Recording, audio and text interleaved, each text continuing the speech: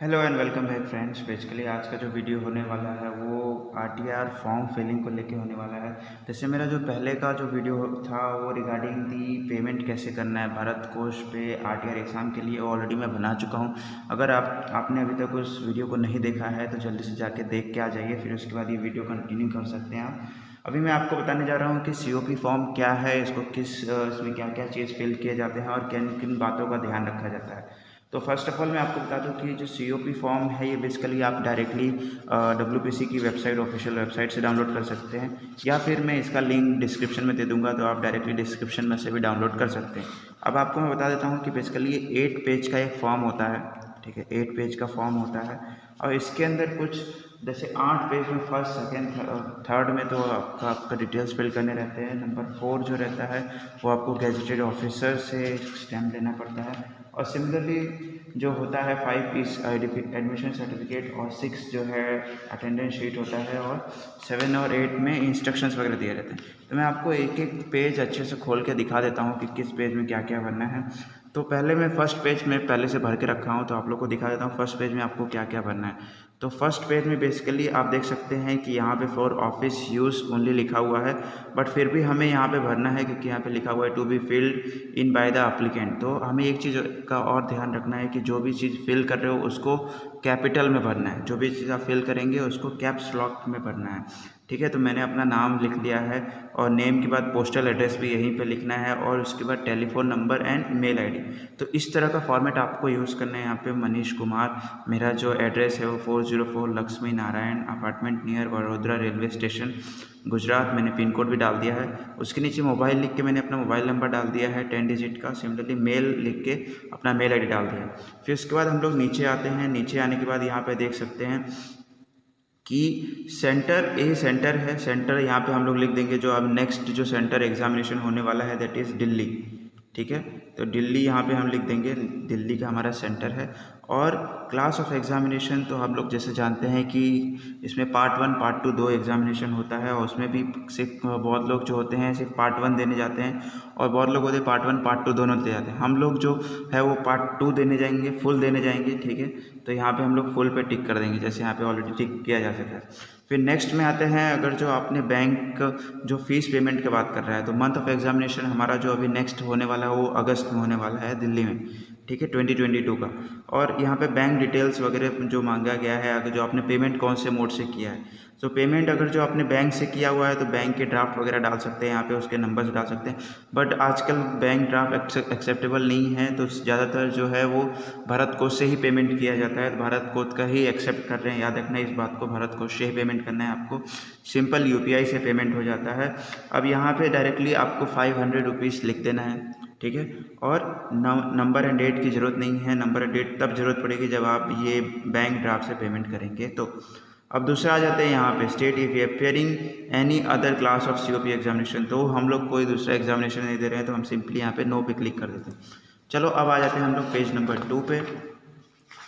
Page number 2 पे भी same आपको पर्सनल डिटेल्स यहाँ पे फिल करना है। यहाँ पे मैंने अभी फिल नहीं किया है, मैं आपको फिल करके दिखा देता हूँ फटाफट। तो मैं सबसे पहले फिल कर लेता हूँ।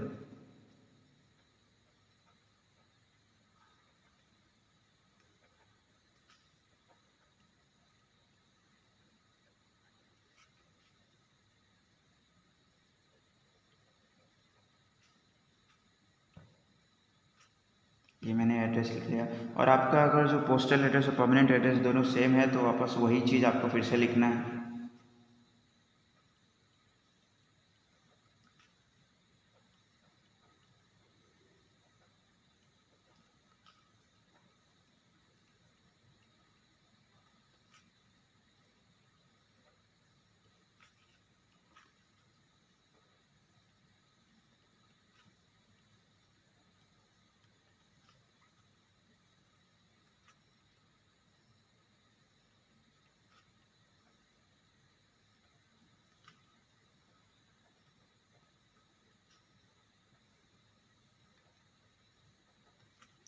अब दूसरा जो मोस्ट इंपॉर्टेंट आता है वो description of applicant. Description of applicant में आपको इधर अपना हाइट बताना है, और वो भी मीटर्स एंड सेंटीमीटर्स में।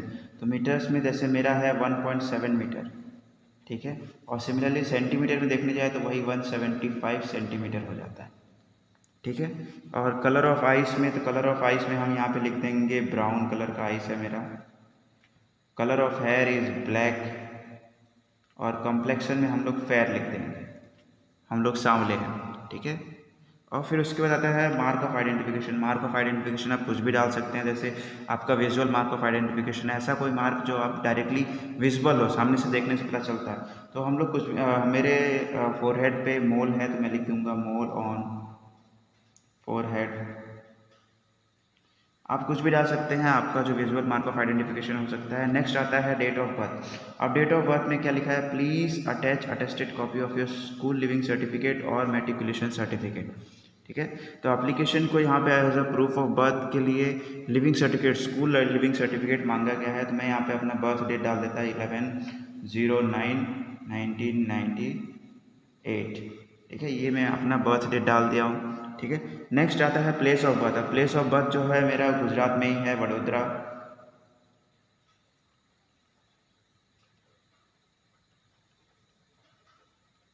वडोदरा गुजरात डाल दिया मैंने। Name of state which you belong, तो मैंने गुजरात डाल दिया यहाँ। नेक्स्ट आता है are you citizen of India by birth और डोमिसाइल। तो यहाँ पे बाय बर्थ पे मैं डायरेक्टली क्लिक कर सकता हूँ, या फिर मैं लिख दूंगा बाय बर्थ, ठीक है। मैंने बाय बर्थ लिख दिया। अब अगर जो नो आता है तो विच कंट्री बिलोंग, जैसे कोई एनआरआई वगैरह है तो यहाँ पे अपना कंट्री लिख सकता है, ठीक है। और नेक्स्ट आता है father name address and nationality. तो अपने फादर का नेम और प्लस आपका सेम एड्रेस डाल सकते हैं जो आपने ऊपर डाला हुआ है। तो मैं फिर से फटाफट डाल लेता हूँ।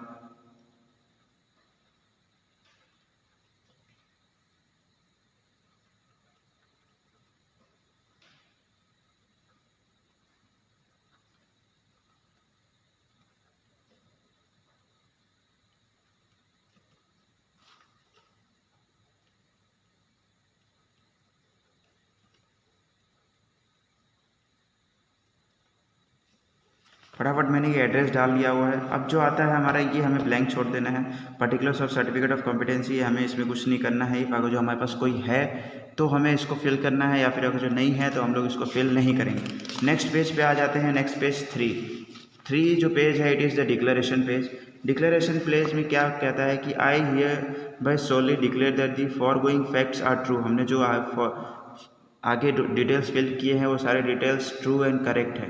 And nothing is false therein and nothing materials has been concealed therefrom.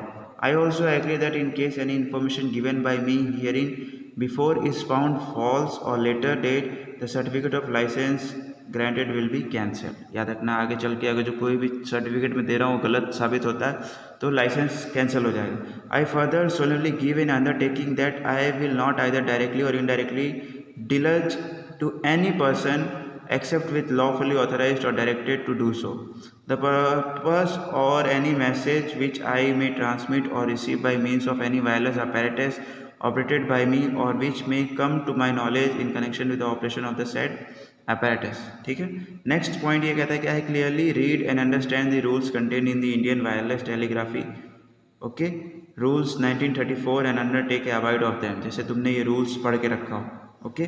फिर आता है सिग्नेचर ऑफ विटनेस। अब कोई भी ऐसा पर्सन जो रिस्पॉन्सिबल हो, जो तुम्हारी रिस्पॉन्सिबिलिटी लेता है, वो एज अ विटनेस साइन कर सकता है, ठीक है। विटनेस वो आपका फ्रेंड हो सकता है, आपका कोई रिलेटिव हो सकता है। तो मैं सबसे पहले यहाँ पे अपना नाम लिख लेता हूँ, अपना साइन कर देता हूँ।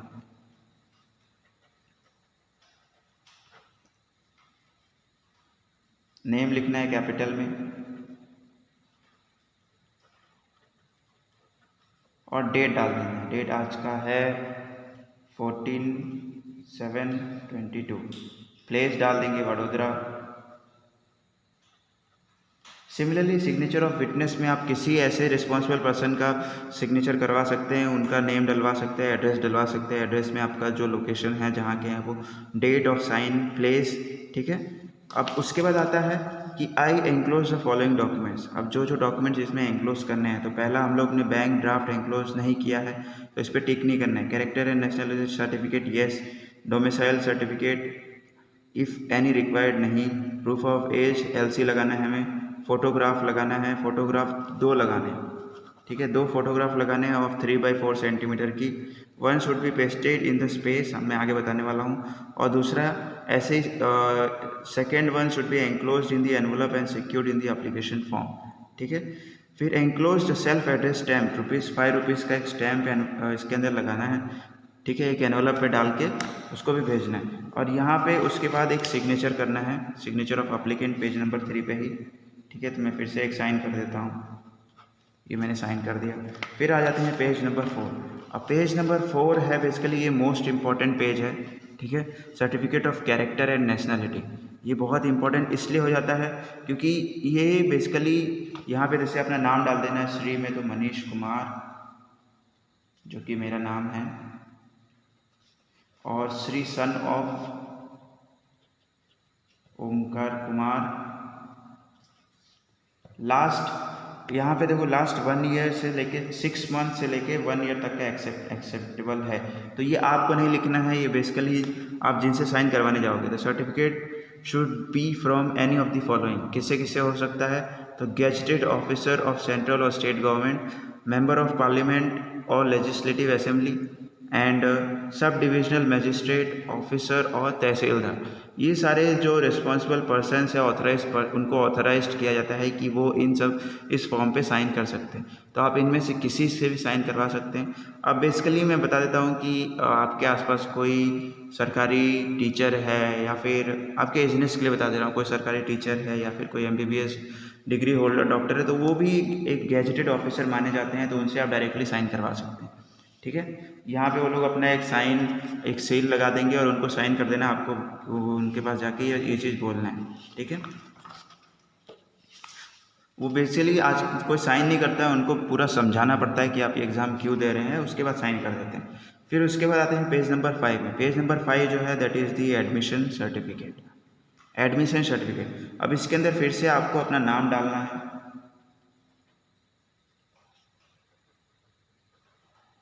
नाम डालने के बाद बस उसके बाद यहाँ पे candidate should write his postal address. Postal address जैसे मैं पूरा पहले लिखा था वही सेम टू सेम यहाँ पे कॉपी पेस्ट कर दूंगा, ठीक है, लक्ष्मी नगर वडोदरा गुजरात। फिर आता है for assistance wireless adviser only India, यहाँ पे हमें कुछ नहीं करना है, बस हम आ जाते हैं अब नेक्स्ट पेज पे। नेक्स्ट पेज है हमारा अटेंडेंस शीट। ये शीट बहुत इंपॉर्टेंट है। ये शीट बेसिकली हमको जब एग्ज़ाम लिखने जाते हैं तब काम आता है। एग्ज़ाम के समय वो लोग आपको ये वाला शीट निकाल के दे देते हैं, इसके अंदर उस समय आपको पार्ट 1 पार्ट 2 पे टिक करना है। नेम ऑफ द सेंटर तभी आप यहीं पे लिख सकते हो, तो हमारा दिल्ली है तो हम यहाँ पे दिल्ली लिख देंगे, ठीक है। और रोल नंबर तो वो लोग इट्स ऑफिस यूज़ ओनली, यहाँ पे आपको कुछ नहीं करना है। यहाँ पे आपको एक फ़ोटो चिपकाना, जैसे 2 फोटोज़ लगाने थे, राइट। एक फ़ोटो था कि यहाँ पे चिपकाना है और दूसरा एक छोटे से एनवलप करके भेजना था। फिर से वापस आपको आपके पूरे डिटेल्स यहाँ पे फिल करने हैं। यहाँ पे क्लियरली मेंशन किया गया है कि it should be in block letters, ठीक है। तो यहाँ पे आपको पोस्टल एड्रेस डाल देना है, father's name, date of birth, date of place of birth, nationality, height in metres, ठीक है। यहाँ पे याद रखना है कि हाइट इन मीटर्स कहा गया, सेंटीमीटर्स में नहीं कहा गया। हम लोग जो प्रीवियसली लिखा था उसमें height in metres and centimetres दोनों था। Colour of eye, colour of hair, complexion, mark of identification, same सारी चीज़ें जो हम लोग ऑलरेडी कर चुके हैं, ठीक है। यहाँ पे आपको कुछ नहीं करना है, ये आपको छोड़ देना है। डेट आपको वहीं पे लिखने को वो लोग बोलेंगे, और पार्ट 1 पार्ट 2 वो लोग आपके वहीं पे वो लोग बोलेंगे कि आपको क्या करना है। यहाँ पे सिग्नेचर भी अभी नहीं करना है, वहीं पे जब एग्ज़ाम देने जाओगे तब वो लोग करवाएंगे। ये चीज़ आपको छोड़ देना है, ये ब्लॉक पूरे छोड़ देना है, ठीक है, कोई फिल नहीं करेगा। आ जाओ नेक्स्ट आता है 7 page. 7 page is totally full of instructions. आपको क्या क्या इंस्ट्रक्शंस फॉलो करने हैं, कौन से केसेस में आपकी ये फॉर्म जो आप भेज रहे हो रिजेक्ट हो जाएंगे, ठीक है। तो applicant duly completed should reach the assistant wireless adviser, ठीक है। आपने जो भी एप्लीकेशन ये कंप्लीट किया है तो वायरलेस ऑफिसर के पास समय से पहले पहुंचना चाहिए। सबसे पहली बात, शेड्यूल जो भी शेड्यूल रहेगा, शेड्यूल ऑफ एग्जामिनेशन, उस पर्टिकुलर वायरलेस असिस्टेंट ऑफिस में, रीजनल ऑफिस में समय से पहले पहुंचना चाहिए, ठीक है। और नहीं पहुंचता है तो इट कुड बी रिजेक्टेड, ठीक है। अब इसके अंदर क्या क्या आना चाहिए, एप्लीकेशन में क्या क्या होना चाहिए, तो हम लोग ऑलरेडी देख चुके हैं कि 2 identical copies of recent photograph of candidate, उसकी साइज़ होनी चाहिए 3 to 4 सेंटीमीटर साइज़ होनी चाहिए, ठीक है।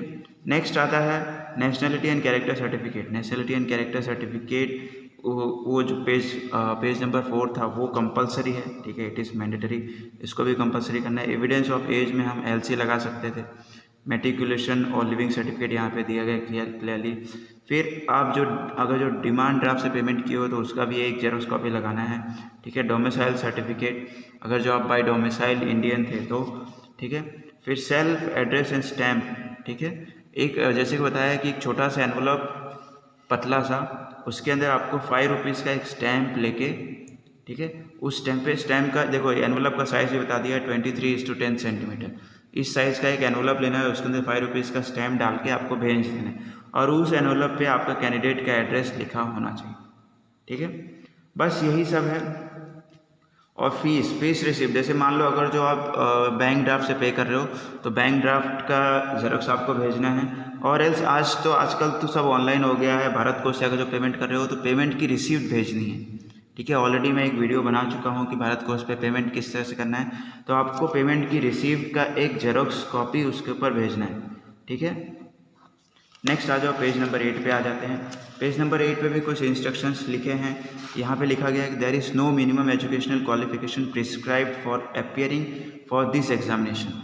जैसे कि बहुत लोगों को रहता है कि मिनिमम क्वालिफिकेशन क्या है आरटीआर एग्जामिनेशन देने के लिए, तो मिनिमम कोई भी क्वालिफिकेशन नहीं है, बस आप 18+ होने चाहिए, ठीक है। जैसे आप 18+ होते हो आप ये एग्ज़ाम दे सकते हो। ऐसा कोई ज़रूरी नहीं है कि आप एएमई बैकग्राउंड के हो, नहीं हो, आप पायलट बैकग्राउंड के हो, नहीं हो, तो आप कोई भी बैकग्राउंड से हो आप एग्ज़ाम दे सकते हैं, ठीक है। और एग्ज़ामिनेशन का जो लैंग्वेज है it will be in English, ठीक है। और 7 पॉइंट ये क्लियरली कहता है कि ये जो फीस आपने पे किया है इज़ टोटली नॉन रिफंडेबल, ठीक है। कोई भी केसेस में इसको रिफ़ंड नहीं किया जाएगा, ठीक है। इसके सिलेबस वगैरह आपके WPC के वेबसाइट पे मिल जाएंगे, क्लियरली मिल जाएंगे, ठीक है। और ये बात कहता है कि it is qualifying exam only, ठीक है। जैसे कि बहुत लोग को होता है कि ये एग्ज़ाम देने के बाद आपको गवर्नमेंट जॉब वगैरह मिलेंगे नहीं या फिर कहीं पे जॉब मिलेगा कि नहीं, उसमें क्लियरली मेंशन कर देता है पॉइंट नंबर 5 में कि ये एग्ज़ाम आप जैसे क्वालिफाई करते हो, ये क्वालिफाइंग एग्जामिनेशन है आरटीआर लाइसेंस के लिए। इससे कोई भी जॉब का कोई लेना देना नहीं है, आपको जॉब के लिए कोई बात नहीं है, ठीक है। नेक्स्ट पॉइंट क्लियरली सेज दोस्तों कि आप कोई भी डिजिटल इक्विपमेंट्स या फिर इलेक्ट्रॉनिक गैजेट्स अंदर नहीं ले जा सकते। मोबाइल फ़ोन्स और इलेक्ट्रॉनिक गैजेट्स एग्जामिनेशन में नहीं लेके जाते हैं, नहीं ले जा सकते हैं। अब 12 पॉइंट क्लियरली मेंशन करता है कि failure to comply with the above instructions, जो ऊपर हम लोग ने पूरे इंस्ट्रक्शंस पढ़े, और जो इस पर कोई भी कंप्लाई करने में फेलियर होता है तो आपका पूरा एप्लीकेशन है वो रिजेक्ट हो जाएगा, ठीक है। तो इन सब बातों का पूरा ध्यान रखें। और अगर जो आपको अभी भी कोई डाउट आता है, होप सो आपके पूरे डाउट्स क्लियर हो गए होंगे कि COP फॉर्म वगैरह कैसे फिल करना है और कैसे सेंड करना है WPC को। तो इन बातों का याद रखिए कि एक COP फॉर्म, ठीक है, प्लस आपका 2 फोटोग्राफ, ठीक है, 2 फोटोग्राफ और एक बर्थ प्रूफ, ठीक है, बर्थ प्रूफ, एज प्रूफ, ठीक है। और दूसरा है आपका ये फॉर्म 4, पेज 4, इसी का पेज नंबर 4 ये मोस्ट इम्पोर्टेंट हो जाता है। और फिर उसके बाद क्या था, एनवलप विथ 5 रुपीज़ स्टैम्प और प्लस रिसिप्ट भेजना मत भूलना, पेमेंट रिसिप्ट।